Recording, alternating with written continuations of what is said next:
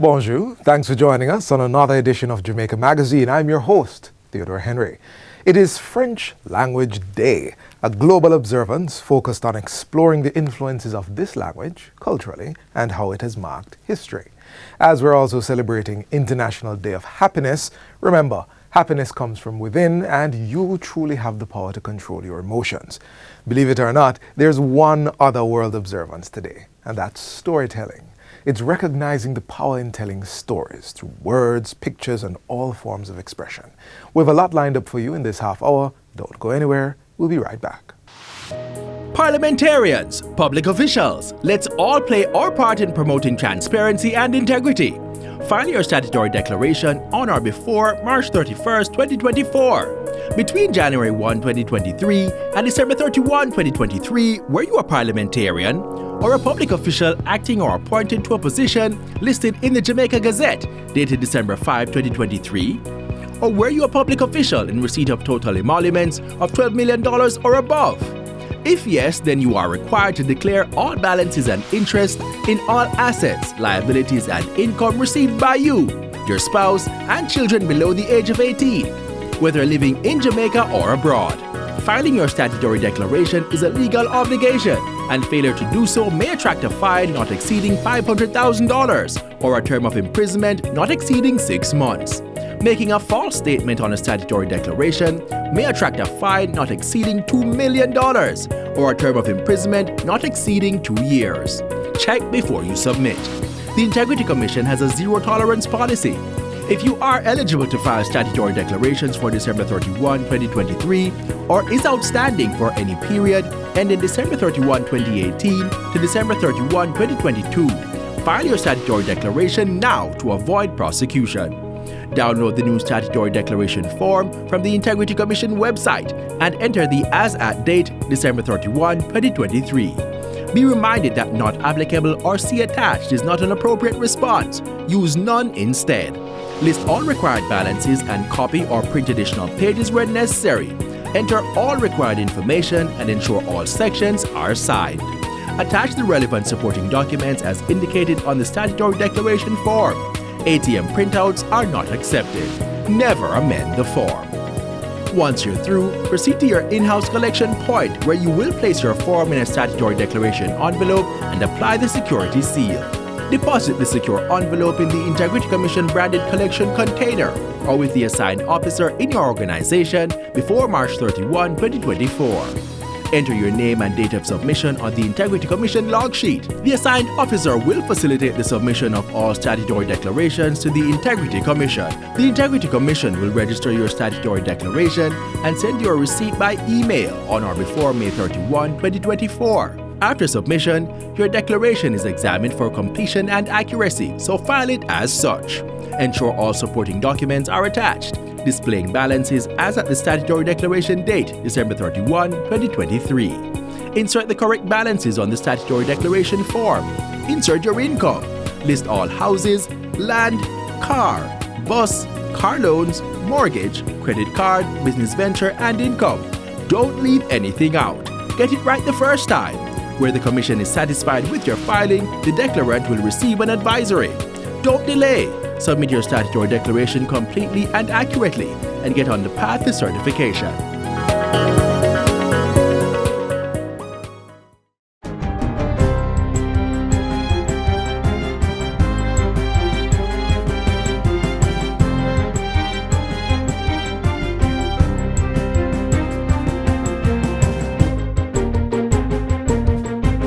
Good day, I'm Lisa Rowe and this is your JIS News for Wednesday, March 20, 2024.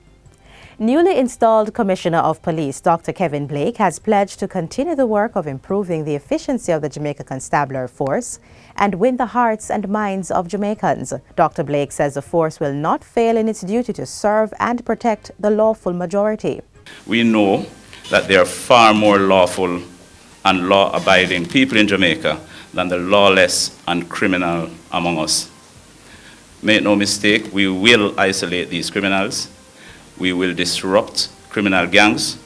We will pursue, capture, and build airtight cases for the conviction of the producers, the facilitators, and the sympathizers of crimes. whose only interest and desire is to cause hurt, mayhem, and destruction. These people do not deserve the shelter and protection of law-abiding citizens. Commissioner Blake asserts that it will take collective effort to protect our nation home against all threats, both external and internal. The buck stops with us. Yet, we welcome sincere partnerships, and we respect that we all have a role to play, government, non-government, and individuals alike. Community engagement will remain paramount to the planning and decision-making. In all our police divisions, a key priority is to maintain open lines of communication and cooperation with the people. Road, water and sewerage improvement works will be undertaken in sections of the corporate area at a cost of $1.24 billion. The contract to undertake this was approved by Cabinet for the Monroe-Wellington Road Water and Sewerage Project. This covers sections of Old Hope Road, Retreat and Seymour Avenues and will be carried out by Bacchus Engineering Works Limited. Minister with responsibility for information, Robert Morgan, provided details at the last post-cabinet press briefing. He also gave updates for other projects. There was also the approval of a contract for supply, delivery, testing, training and commissioning of one freestanding motor control center for the National Water Commission, Old Pepper Relief Station in St. Elizabeth. This was to the tune of $503 million, excluding general consumption tax and the cost of insurance, freight, and shipping. This was awarded to WDC Puerto Rico Incorporated. In addition, Synergy Engineering Limited will be charged with executing a $419 million contract to provide electrical upgrades at the Anotabe Hospital for a period of 10 months. Cabinet approved contracts of $70 million to Keani Construction Limited for the renovation of the Mandeville and Santa Cruz post offices. And also, there was the same contractor was awarded $211 million for the renovation of the Black River, Mapen, Falmouth, St. Anne's Bay, and Ocho Rios post offices. The contract for waterproofing of the roof of the Jamaica Conference Center in Kingston was also approved by Cabinet in the amount of $121 million to Afrashore Structure and Roofing Limited.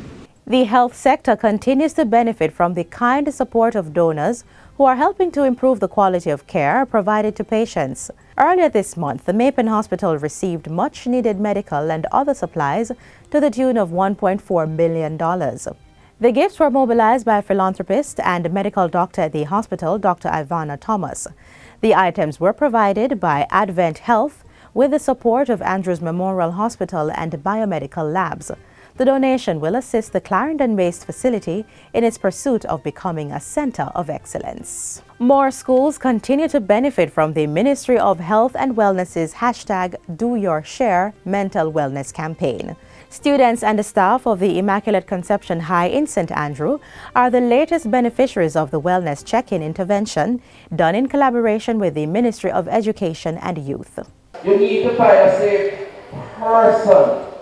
Because when we get confused, uncertain, not sure, which is okay, find someone who you can just pour out your heart to. And they won't judge you, they won't condemn you, they will listen to you. Please, find that safe person. When you put all of that together, which is what the wellness bench is saying, it really is about how you manage sadness and convert sadness to happiness and contentment. It's about stress, whether it's exams, peer pressure, bullying, aspirational thoughts. Wellness benches were also installed at the Montego Bay High School and Crystal House in Spanish Town as safe spaces to promote mental wellness and coping skills for stress.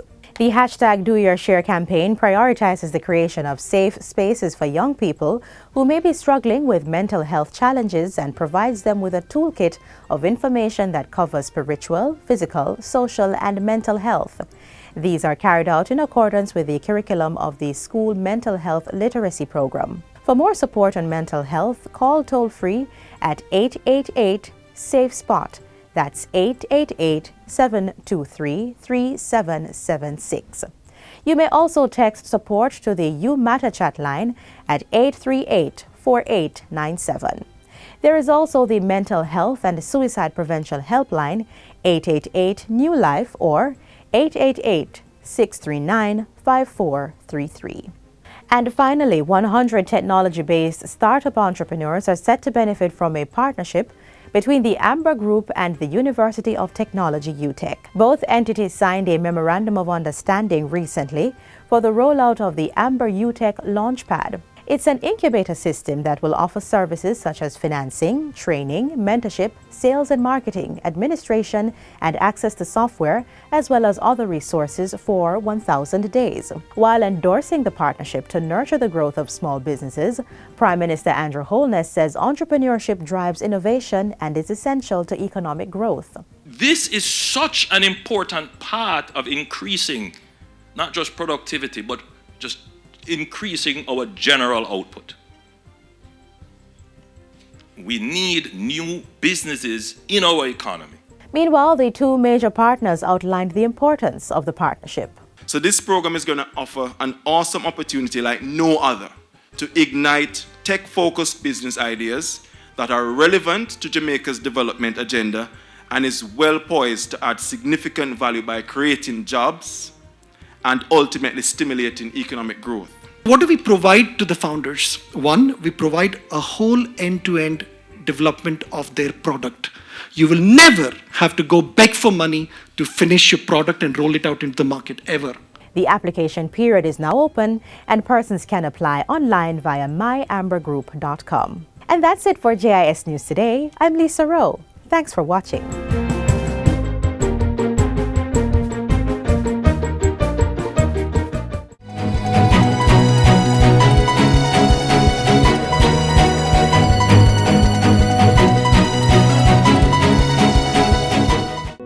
Breast milk is the ideal food for babies and can satisfy all the infant's nutritional needs for the first 6 months of life. It provides much needed antibodies to protect them against all kinds of infections. Babies exclusively breastfed have less episodes of diarrhea, acute respiratory infection, and skin conditions. Breastfeeding also benefits mommies too, through decreased risk of breast and ovarian cancers, improved postpartum recovery, and reduced iron loss. Breastfeed your baby to give him or her the best start for a healthy life. Remember, breastfeeding is best. Babies and toddlers crave to enjoy the best nutrient they know. The mothers are even more blessed to share it with them and to help them grow, from a few days to even 3 years old. By now, I'm sure you have all figured it out. If not, in a few seconds, you'll know what we're talking about. Come, let's find out together.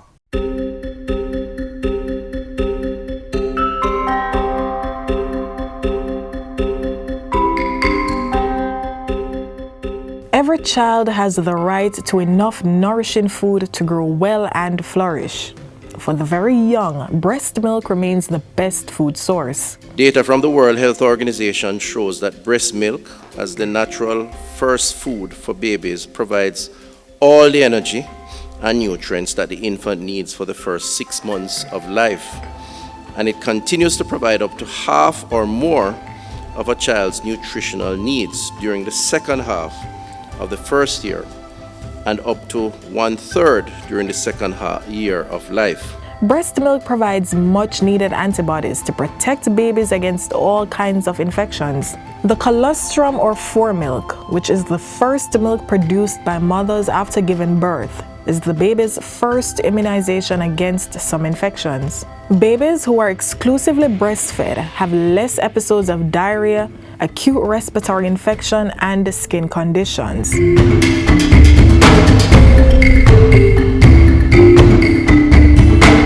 Appropriate breastfeeding practices, therefore, have the potential to reduce infant mortality in children ages 5 years and younger by 14%, while appropriate complementary feeding up to 2 years of age is capable of preventing an additional 6% of deaths in this age range. Breastfeeding also establishes a close, loving bond between mother and baby. In addition, mothers benefit from improved postpartum recovery, reduced iron loss, and decreased risk of breast and ovarian cancers. Another benefit? Mothers need not spend on infant formulas, which can be a huge financial burden. Breastfeeding is a universal solution that has proven to improving the health, well-being, and survival of women and children around the world. It helps to prevent malnutrition in all its forms, ensures food security for infants and young children, and thus helps to bring people and nations out of hunger and the poverty cycle. That's big. That's quite profound. Men can actively participate and support the breastfeeding mother. So even, for example, if the milk is expressed and placed in a clean container or cup, then the father can be the one to feed the child from the cup with the breast milk. In cases where the mother is breastfeeding, the father can support her by doing chores to ease her burden. Some quick tips on breastfeeding for mommy to eat from all the 7 food groups that keep you healthy.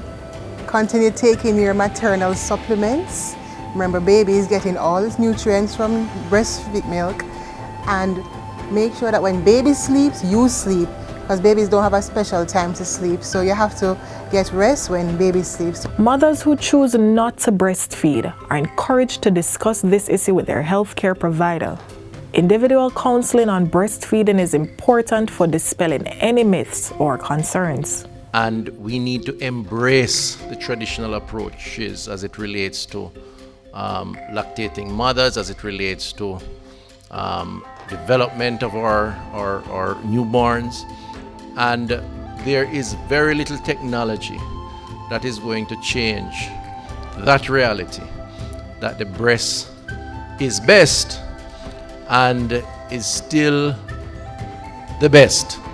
Medical experts recommend the initiation of breastfeeding within half hour of birth. Do not give newborns any food or drink other than breast milk unless medically indicated. And encourage breastfeeding on demand. Also, don't give artificial teats or pacifiers to breastfeeding infants. The hope for the ministry is that every child receives a fair opportunity at benefiting from the tremendous nutritional and other critical values, psycho-emotional, physiological, economic, and hygienic advantages of breastfeeding. Do what's best for your child. Breastfeed and give them a healthy start to a long life.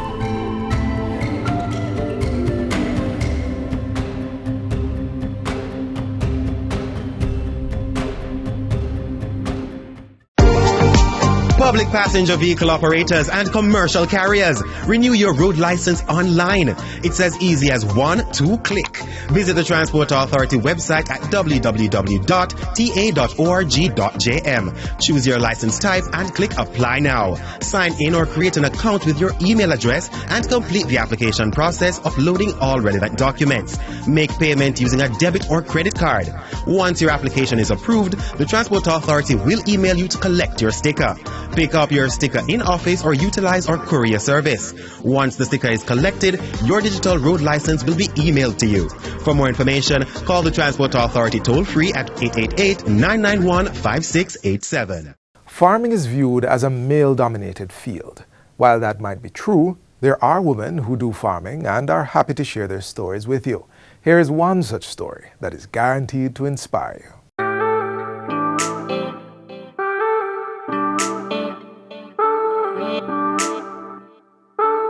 With grit and resilience, women have earned their success in many professions, even the ones that are male-dominant. The stories of their unbreakable persistence have made music across the world. A similar story takes us to a district in Clarendon where we encounter a woman working purposefully to make her mark.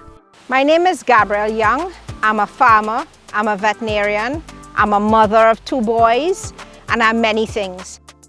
Dr. Young's path to the farm did not begin with that clear destination in mind, but in retrospect seems almost destined. I studied veterinary medicine at the University of West Indies. I also did a master's degree in livestock production, and then I furthered my studies in a residency at the North Carolina State University in ruminant health and reproduction.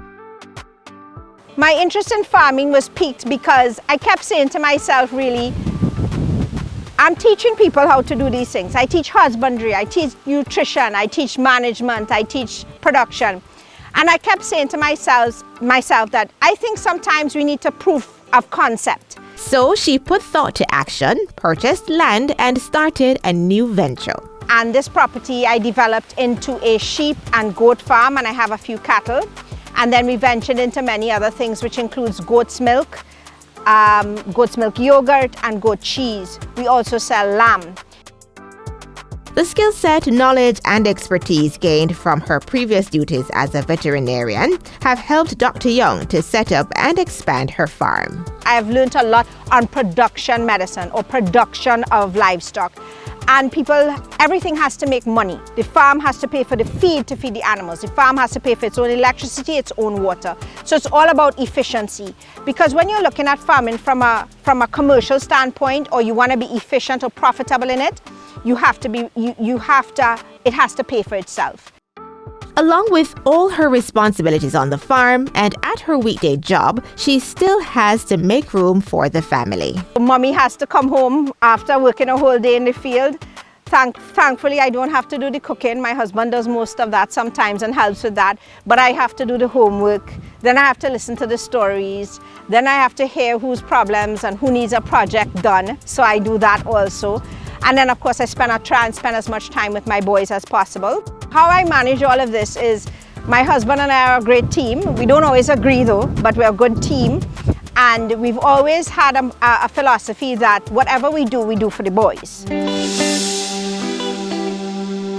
So as a woman in farming, it's difficult. I'm not going to pretty it up. It's difficult. I think we have to work twice as hard or 3 times as hard as the average man. Because we don't get any free passes, we don't get any blighs. We do get admiration when we finally reach where we need to reach.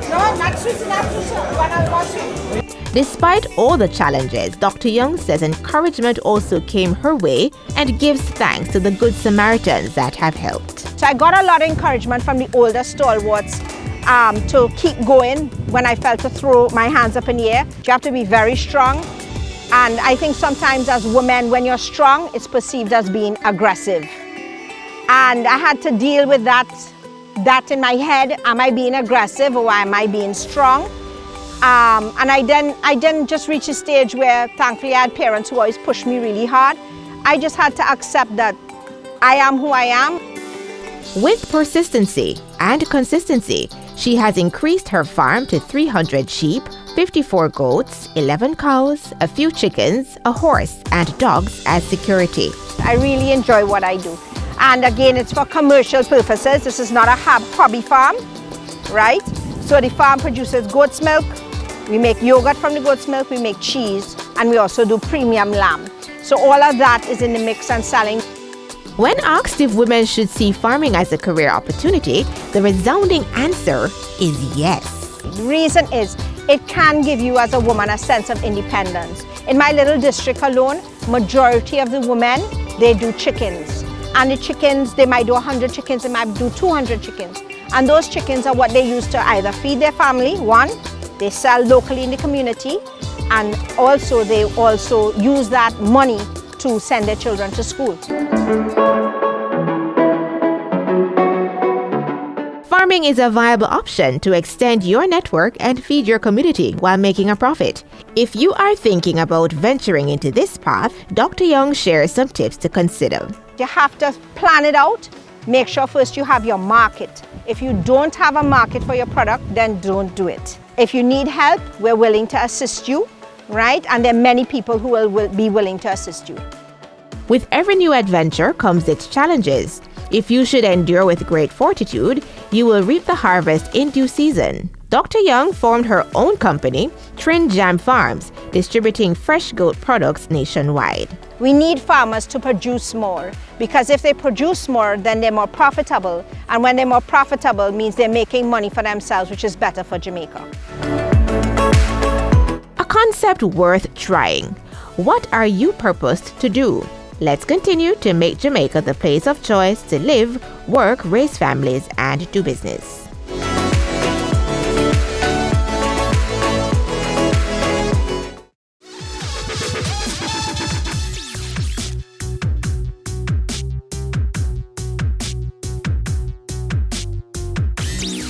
When someone on a lower income loses their job, it can have a devastating consequence on their livelihood. I'm happy to report that macro stability makes it feasible for Jamaica to have an unemployment insurance scheme that benefits Jamaican workers. It will work like it works elsewhere, that employees will be registered and included in an unemployment insurance scheme, and for Jamaica it's likely that those who contribute to the national insurance scheme would be automatically included. On the loss of a job confirmed by employee and employer, the newly unemployed would become eligible to receive an unemployment benefit representing a particular percentage of their previous weekly income, up to a maximum threshold for a period of time. The feasibility study indicates that it could cost as little as 0.8% of salary and as high as 1.5% of salary for all employed persons, with capital contribution for the government of a few billion dollars for this benefit to be provided, depending on the parameters selected. We are expecting to sign, I believe it's a $20 million loan agreement with the World Bank, where they'll provide the Ministry of Labour and Social Security with the technical support to implement unemployment insurance, and the World Bank will assist us with many things, including the legislative architecture, the institutional mechanisms, the administrative arrangements for unemployment insurance.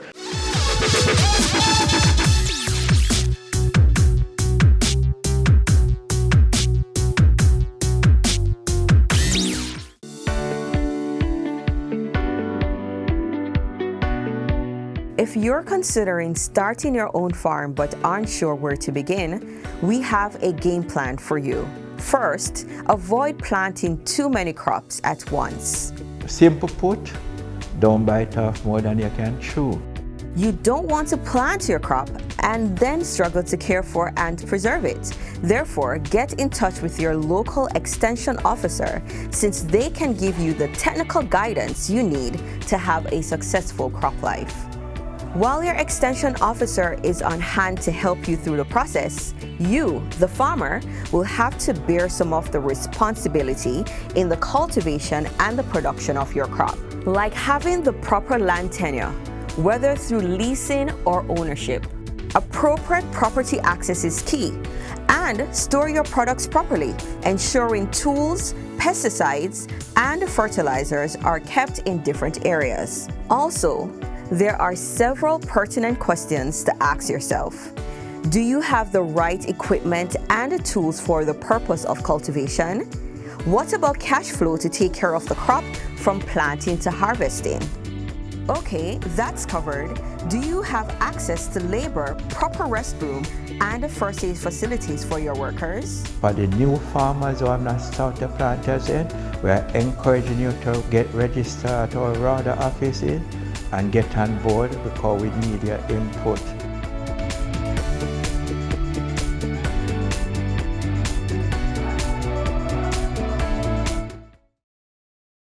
This is where we leave you on today's edition of Jamaica Magazine. Be sure to join us tomorrow on this station for all the information you need to know. Until then, visit our website, jis.gov.jm, for this and more offerings. On behalf of the entire production team, I'm Theodore Henry, reminding you that happiness is a choice that requires effort at times. This has been a production of the Jamaica Information Service, the voice of Jamaica.